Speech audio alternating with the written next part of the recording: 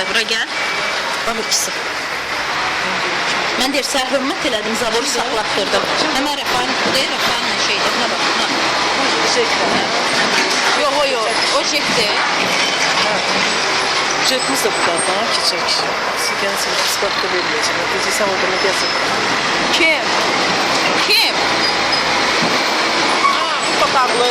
Papaqlı bilmədik. Kim deyəcək ki, şeydir? Jek de buradaydı da. Spravka verib girmişəm axaldan.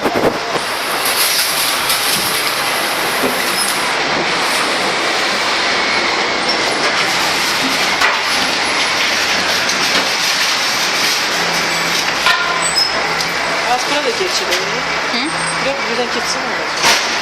Ay Müseyib, o şılanqız adı denən içəri salsınlar.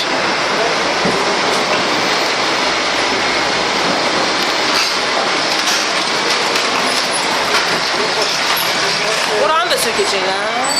Yavaş bu gerek değil mi? Ha? Olmasa telegram var ya.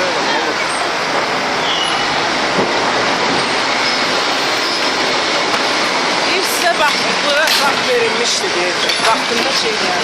Bu icra hakimiyyətinin əli deyil Müseyib, bu şirkətin əlidir. Şirket de. Bu şirkət verip eləyir. bunlara. Şirket icra bir tane elde olsa bir tane kağıt çıkarsın. Ne oldu? Bir tane. Aile Onu sonra diyor vermez ki, o. aile sonra diyecek ki kağıt verir ve tıklan gibi baş işliyor. Burası adamın yoksunluğundan şey diyor, istifade ediyor. Ona göre diyelim bir tane kağıt çıkarsın. Ne oldu? Ayarsızlık ile Naviye dedim. Ona o Göre çağırır. ailesinden kim? O deyil. Dedim o göre ailesinden kimler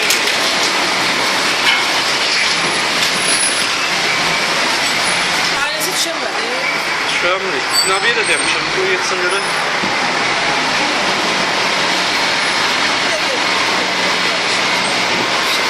Ay neysə, ay sağ ol. Deyin gəlsin.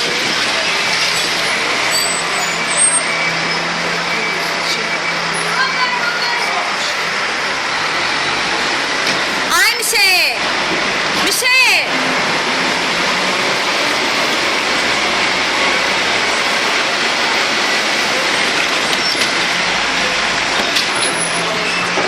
Müseyib oranın qapısını bağla da.